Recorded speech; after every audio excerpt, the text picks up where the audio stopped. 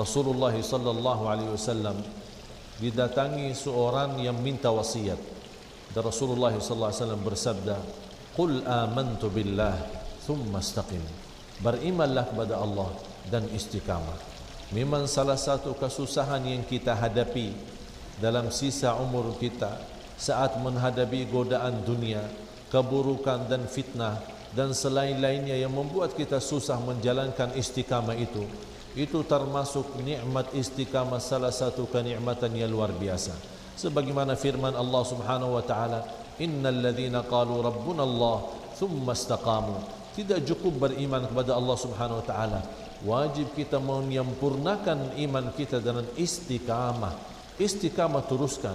Sebagaimana kita sudah terbiasa cukup lama menahan diri untuk salat malam, kita biasakan diri teruskan salat malam walaupun 2 rakaat tutup dengan witir. Jamaah sekalian, salat malam itu tidak harus dan tidak wajib kita mendahulukan dalam salat tasbih. Salat malam itu tidak wajib didahulukan dalam salat hajat. Salat malam itu tidak wajib untuk mendahulukan dalam sunnah-sunnah yang lain. Salat malam namanya salat malam, beza sama salat tasbih, beza sama salat sunnah-sunnah yang lain.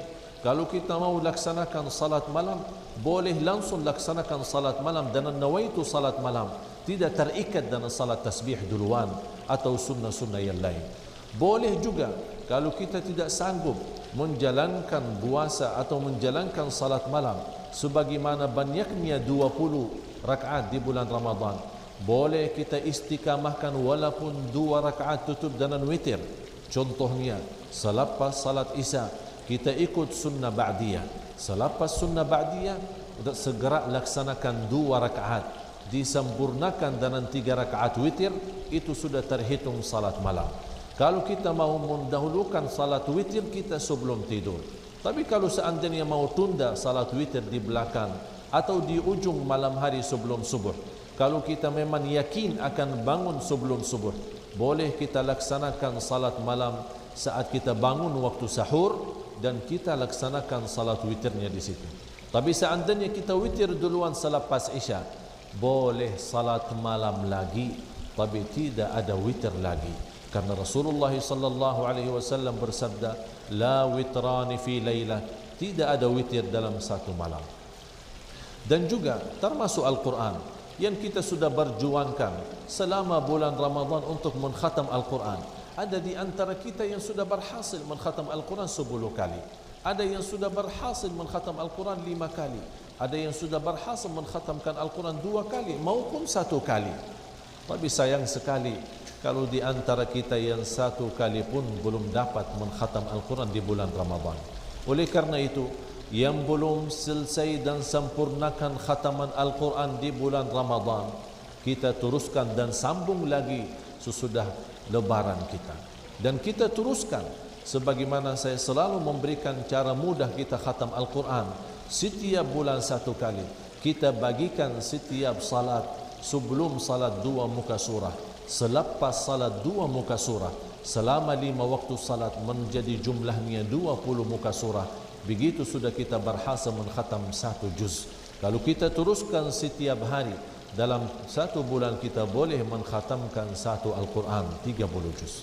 Saya ulang lagi, untuk kita istiqamahkan baca Al-Quran, wajib kita fahami dan yakini banyak kehidupan kita boleh menjadi bahagia dan selamat itu kuncinya di dalam Al-Quran. Oleh karena itu bahagia seorang yang boleh menjadi ahlul Quran, yang senantiasa baca Al-Quran secara rutin dan istiqamah walaupun sedikit demi sedikit. Oleh karena itu kalau anda tidak sanggup sama sekali mengkhatam Al-Quran dalam 1 bulan, jangan sampai lewat 1 hari belum baca Al-Quran walaupun 1 ayat.